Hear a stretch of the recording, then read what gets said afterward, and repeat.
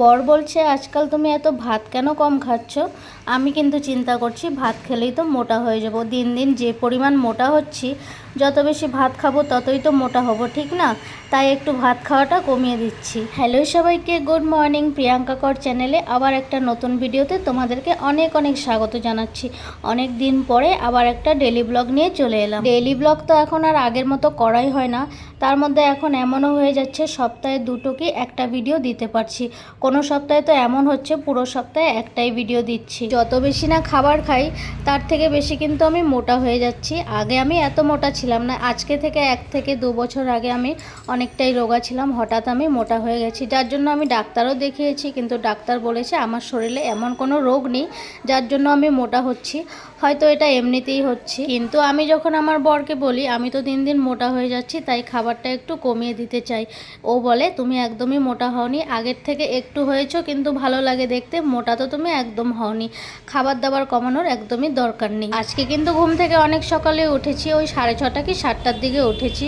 রান্না বান্না করা হয়ে গেছে, বরমশাই চলে গেছে অফিসে, ওকে টিফিন করে দিয়েছি, তাই একটু ঘরের কাজগুলো করে নিচ্ছি। রান্না বান্নার কাজটা যদি সকাল সকাল হয়ে যায় তারপরে ঘরের এই কাজগুলো করতে কিন্তু খুব সুবিধা হয়, কিন্তু রান্না বান্না থাকলে এই কাজগুলো নিয়ে একদমই বসা যায় না, হয়তো বিকেলবেলার দিকে এই কাজগুলো করা যায়। এই যে 2 দিন আগে দুটো পায়রা এসেছিলো এই জায়গাটার মধ্যে, এখানে পায়রাগুলোকে বিস্কিট দিয়েছিলাম, তাই জায়গাটা একটু মুছে দিলাম। আজকে একটু খাটের চারপাশগুলোও মুছে দিচ্ছি, কয়েকদিন ধরে মোছা হচ্ছিল না, এত ধুলো পড়ে বলার মতো কিচ্ছু নেই। কত সময় তো রাগ ধরে যায়, মনে হয় একদমই মুছবো না, যত পড়ার ধুলো পড়তে থাকুক। আর কিছুটা সময়ের অভাবেও ডেলি ব্লগ করা হয় না আগের মতো। এই যে ছেলেকে একবার স্কুলে নিয়ে যাও, একবার আবার দিয়ে আসো, এই কয়দিন তো ছেলের পরীক্ষা ছিল, 2 দিন হয়েছে ছেলের পরীক্ষা শেষ হয়েছে, 2 দিন তাই ওকে রেস্ট দিলাম। স্কুলটা বন্ধ আছে, কিন্তু টিউশনটা বিকেলবেলা যেতেই হয়। সোমবার থেকে আমার আবার ডিউটি চালু হয়ে যাবে, সকাল বিকেল 4বার কি 5বার আমার আসা যাওয়া করতে হয়। এসব করতে করতেই আমার সময় চলে যায়। ডেলি ব্লগ কখন করব বলো? ডেলি ব্লগটা করলে তো তারপর আবার ভিডিওটাকে এডিটিং করতে হবে, তারপর না হয় আপলোড করব। আর ব্লগ ভিডিও করতে হলে কিন্তু সময় অনেক চলে যায়। ঘরের যেই কাজটা তোমার 1 ঘন্টা লাগবে করতে, সেই কাজটা করতে তোমার 2 ঘন্টা লেগে যায়, কারণ তুমি অনেক কিছু দেখবে, তারপর ভিডিওটা শ্যুট করবে, কোন দিক থেকে ভালো হচ্ছে কোন দিক থেকে ভালো হচ্ছে না, অনেক কিছু দেখে শুনে তারপর আমাদেরকে ভিডিওটা করতে হয়। আর একা হাতে ভিডিও করা সবচেয়ে মুশকিল, যারা একা হাতে ভিডিও করে তারাই একমাত্র জানে কতটা কষ্ট হয়। এদিক থেকে ওদিক ক্যামেরা ঘোরাতে গেলেই নিজেরই দরকার পড়ে, কেউই থাকে না ক্যামেরাটা একটু ঘুরিয়ে দেওয়ার জন্য, ধরার জন্য।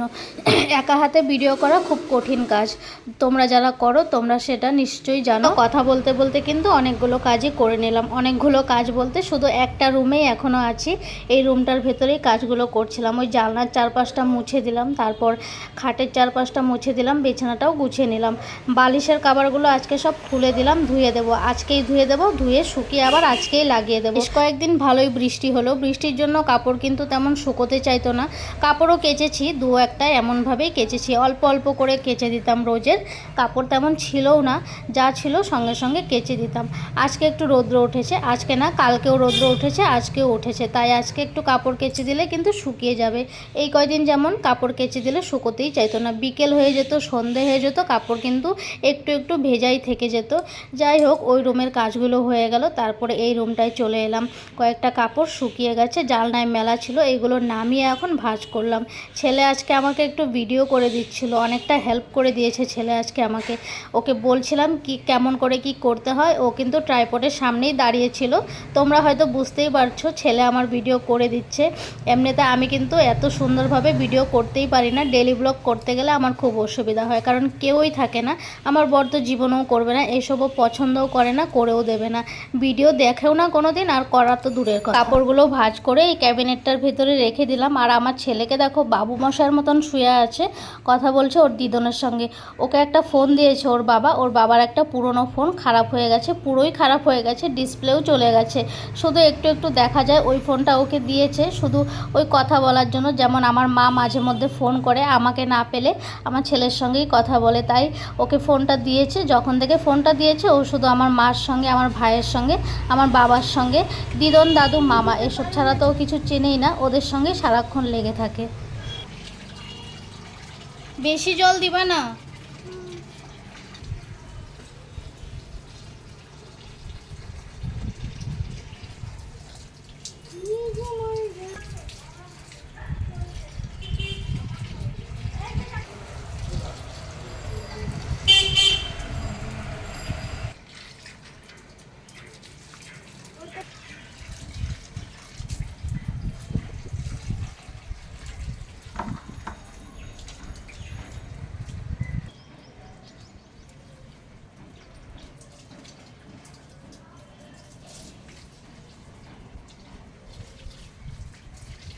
ছেলে কিন্তু আমার ঘরে থাকলে আমার বেশ সুবিধাই হয়।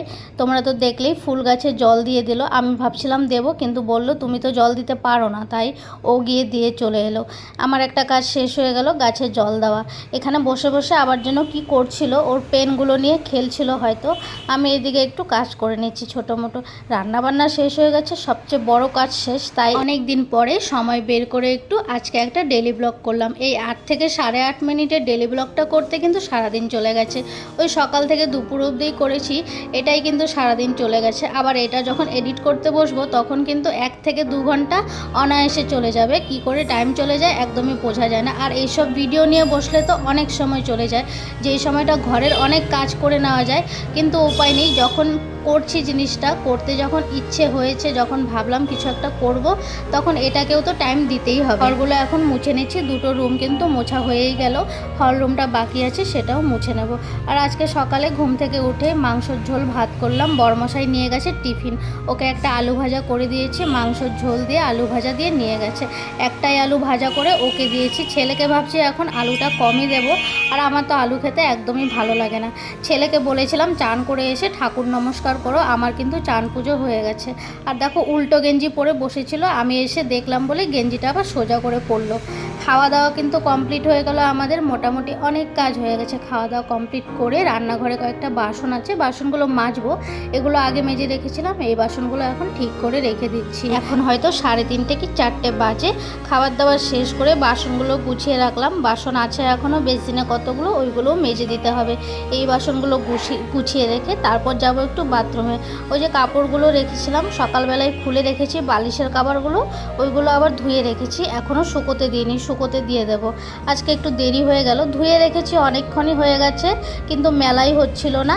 এই যে এখনই মেলে দিচ্ছি। এমনিতেও আমি কাপড় কিন্তু সঙ্গে সঙ্গে ধুয়ে সঙ্গে সঙ্গে মেলে দিই না, কারণ বাথরুমে একটু সময় রেখে দিই, জলটা ঝরে গেলে তারপর এসে ব্যালকনিতে বা জানলায় মেলে দিই। কারণ জলটা যখন নিচে পড়বে, মানুষের গায়ে পড়লে জিনিসটা ভালো দেখায় না। তার জন্যই আমি কাপড় বেশিরভাগই ধুয়ে রেখে দিই, তারপরে অনেকক্ষণ পরে জলটা ঝরে গেলে তারপর কাপড়গুলো মেলে দিই।